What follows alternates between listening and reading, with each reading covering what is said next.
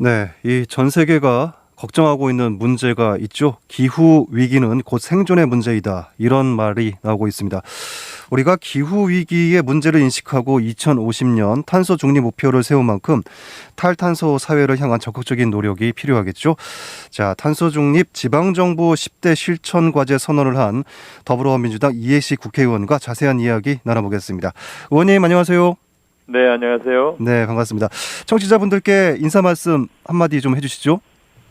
네. 더불어민주당 탄소중립특별위원회 지방정부 추진단 책임의원을 맡고 있는 이해식 의원입니다. 네. 경인방송 우리 시사토픽 청취자 여러분 대단히 반갑습니다. 네. 자, 의원님께서 책임 의원을 맡고 계신 더불어민주당 2050 탄소중립특별위원회 지방추진단에 대해서 설명도 좀 해주실까요? 네, 작년 10월에 문재인 대통령께서 국회에서 2050년까지 네. 탄소 중립을 추진하겠다고 선언을 하셨습니다. 네. 그 이후에 더불어민주당이 탄소 중립 특별위원회를 구성을 했고요. 당 대표가 직접 위원장을 맡았습니다. 네. 이 탄소 중립을 사실 실현하기 위해서는 태양광이나 풍력 같은 그런 자연에서 얻어지는 재생에너지를 획기적으로 늘려서 네. 화석연료 중심의 에너지 체계를 재생에너지 체계로 전환하는 게 핵심이거든요. 그렇군요. 네. 그래서 이렇게 재생에너지 체계로 가려면은 이런 전원이 결국 분산형 전원이기 때문에 전국의 지방자치단체가 다 나서지 않으면 안 됩니다. 네. 그래서 지방정부 추진단을 만들게 됐고 우리 자치단체장님들과 함께 네. 이런 노력을 해 나가고 있습니다. 그렇군요. 네. 자, 탄소 중립의 목표 연도가 2050년인데 왜 2050년입니까? 네, IPCC라고 기후변화 정부 간 협의체라는 유엔 산하의 조직이 있습니다. 네. 2018년도에 48차 총회를 했는데 지구의 이 평균 온도 상승을 1.5도씨 이내로 막아야 된다. 그러기 위해서는 2050년까지 탄소 중립이 꼭 필요하고 네. 그 중간 단계로서는 2030년까지 2010년 대비해서 45%의 온실가스 감축이 필요하다. 이렇게 해서 지구적인 과제로 제시를 했습니다. 네. 그 이후에 바이든 행정부도 2050년까지 탄소 중립을 하겠다고 선언을 했고 유럽의 대부분의 국가가 지금 선언을 했죠. 그리고 중국도 10년이 늦습니다만은 2060년까지 달성을 하겠다 이렇게 선언을 했습니다. 네. 그래서 우리 이 나라도 문재인 대통령께서 작년에 이렇게 선언을 하게 된 거죠. 네. 어제 지방정부 추진단이 탄소 중립을 위한 지방정부 10대 실천 과제를 발표했어요. 실천 과제를 선정해서 선언문을 마련하게 된 배경도 있을 것 같아요. 네, 4월 22일이 지구의 날입니다. 네. 어제가 지구의 날이었는데 지구의 날을 맞아서 우리 정부가 2050년까지 탄소 중립을 하겠다고 선언을 했기 때문에 네. 지방 정부에서 아까 말씀드린 바와 같이 이렇게 에너지 전환을 위해서 화석 연료 중심의 에너지에서 재생 에너지 중심의 에너지 전환을 해야 되고 그러기 위해서는 각 지역의 태양광 발전소나 풍력 발전소를 늘려가고 또 여러 가지 탄소를 줄이기 위한 노력들을 해 나가야 되는데 그래서 지방 정부 단체장님들이 중심이 돼서 이런 선언을 하게 된 것이죠. 그렇군요. 그러면은 기초 지방 정부 10대 실천 과제는 어떻게 구성이 되어 있습니까? 네, 전체 이제 10가지의 큰 과제를 설정을 했는데 세 가지 영역으로 구분을 했습니다. 탄소 중립의 어떤 기반을 구축하는 거. 그 다음에 탄소 중립 이행 과제를 설정하는 거. 이게 이제 각각 4가지씩이고요. 마지막 2가지가 탄소 중립 사회로의 전환 과제. 이렇게 해서 10가지 실천 과제를 그동안 한 30여 분의 지방자치단체장님들과 함께 논의를 해서 우리 탄소 중립 특위에 참여하고 있는 우리 의원님들과 또 상의를 해가지고 약 한 달이 넘는 기간 동안에 수기를 거쳐서 이렇게 결정을 하게 됐습니다. 그렇군요. 하나씩 좀 살펴보도록 하죠. 이 탄소 중립의 기반을 구축하기 위해서는 어떤 계획을 세워야 할까요?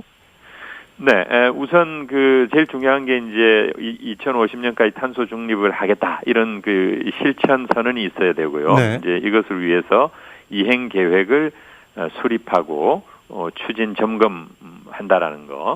그리고 이 행정조직을 개편을 해서 전담 기구를 네. 만들어서 정책 개발이나 이런 정책을 이행해 나가는 인프라를 강화하는 거고요. 네. 그리고 세 번째는 이제 탄소 중립 기본 조례를 제정하는 것입니다. 네. 사실 그 탈탄소 사회 이행 기본법을 지금 발의를 하고 있는데 네. 아마 올해 지금 통과가 될 것으로 보고 있습니다. 네. 그래서 이 법에 근거해서 이제 조례를 제정을 하는 것으로 이제 가고 있고요. 그렇군요. 법이 사실 제정이 안 돼도 이 지방자치단체에서 이 자체적으로 조례는 얼마든지 만들 수 있기 때문에 네. 이런 그 제도적인 그런 기반을 마련하고요. 네. 마지막으로 이제 역시 예산 그리고 재정 투자 이런 것도 확실히 해 나가겠다 이렇게 네. 이제 하고 있는 것이죠. 그렇군요. 네. 탄소 중립 감축 이행 과제는 어떤 노력들이 더 필요합니까? 네, 우선은 이제 그 각 지방자치단체에서 해당 자기 지방자치단체의 탄소 배출량이 얼마인지 네. 이걸 구체적으로 알아야 되는데 네. 이런 기반이 조금 부족합니다 우리가. 네. 그래서 뭐 예를 들어서 건물 부문, 수송 부문, 산업 부문 뭐 등등 해서 쭉 그 목록을 이게 쭉 그 나열을 해서 그 해당되는 목록마다 탄소 배출이 얼마인지. 네. 그리고 올해는 얼마고 내년에 어떻게 줄일 건지 이런 것들을 쭉 그 일람표를 제시를 하는데 이것을 네. 인벤토리라고 합니다. 네. 그래서 이제 온실가스 인벤토리 구축을 하는 거고요. 그 다음에 이 기후 변화는 또 상당 부분 지금 진행이 됐기 때문에 그래요, 네. 적응 대책도 중요합니다. 그래서 적응 대책을 잘 세워서 회복력을 강화하는 거. 네. 그리고 아무래도 이제 교육이 좀 수반이 돼야 되고. 그리고 태양광이나 풍력을 늘리면 일자리가 많이 발생합니다. 그렇군요. 네. 네, 그래서 일자리를 확대하는 노력. 네. 그리고 또 특히 중요한 게 이제 마을 단위로 지역 주민들이 주체가 돼서 이런 에너지 전환 사업들을 네. 해 나갈 수 있도록 그런 네. 여건을 조성하는 거. 네. 이제 이게 되겠습니다. 지역 주민들이 주체가 돼서 여건을 마련하는 거 이거 굉장히 좀 중요한 것 같습니다. 네, 그렇습니다. 네, 그리고 지속 가능한 탄소 중립 사회로 전환하기 위한 과제, 이 과제도 설명을 좀 더 해주실까요? 네, 그래서 이제 이런 이행 과제를 설정을 하고 총체적으로는 사실 그 사회 모든 영역에서 네. 탈탄소화를 이제 추진을 해야 됩니다. 그러겠죠. 아까 크게는 뭐 교통 부문, 수송, 건물 이렇게 쭉 얘기를 했는데. 사실 뭐 우리 이 시민들의 일상생활에 있어서도 네. 이런 그 탈탄소를 생각하는 이제 그런 것들이 필요하고요.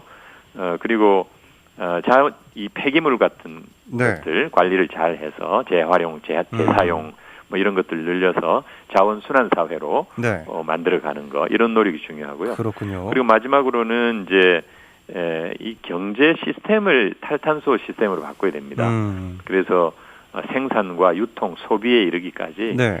전체적인 어떤 이 과정을 탄소를 덜 쓰고 효율을 높이는 이제 그런 과정으로 바꿔 나가야 되고 그러려면은 네. 결국 이런 공공과 민간의 거버넌스가 되게 중요하고 기업의 참여가 중요합니다. 네. 그래서 이런 것들을 이제 이끌어내는 그런 방안이 이제 마지막 방안이 되겠습니다. 그렇군요. 이 탈탄소 사회로 가기 위해서는 이 사회 구조 전체를 다 바꿔야 되는 그런 과제들이 또 남아 있는 것 같습니다. 네, 그렇습니다. 네, 자 이렇게 많은 노력을 통해서 만약에 2030년까지 온실가스를 45% 감축을 하고 더불어 2050년까지 탄소 중립의 사회로 전환이 된다면은 우리가 사는 사회 어떤 모습으로 바뀌게 될 수 있을까요? 우선 가장 중요한 것은 지금 지구의 평균 온도 상승을 막기 때문에 네. 지금 지구 환경을 우리 후대들에게 그대로 물려줄 수 있다는 겁니다.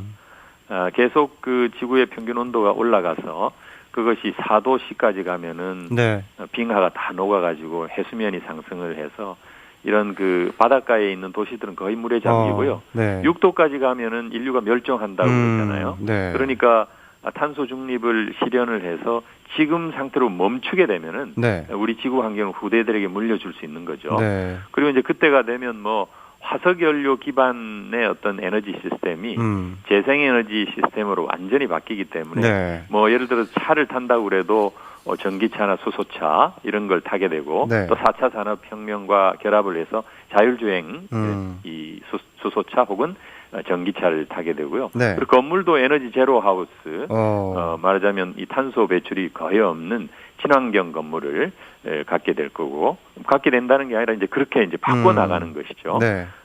결국 이런 가장 중요한 게 에너지의 전환입니다. 네. 거의 지금 현재 65%가 우리나라 같은 경우에 65%가 석탄, 석유에 의존하는 그런 전력 생산 시스템이기 때문에 네. 이것을 이 재생에너지 시스템으로 바꿔내는 거, 네. 전환해내는 거 이게 되게 중요한데 결국 우리가 그걸 달성했다라고 하는 것은 그런 어떤 사회를 맡게 되는 것이죠. 네, 그렇군요.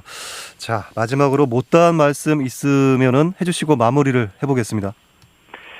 네, 우리가 이제 어떤 계획을 세우고 목표를 제시하는 것도 중요하지만은 가장 중요한 것은 사실 실천입니다. 그렇죠. 네. 그래서 정부도 대통령께서 이 선언을 하셨고 이 선언이라고 하는 것은 또한 국제적인 약속이기 때문에 네. 이런 약속을 지키기 위한 정부의 어떤 정책 이런 것이 이제 잘 마련이 돼야 될 거고요. 네.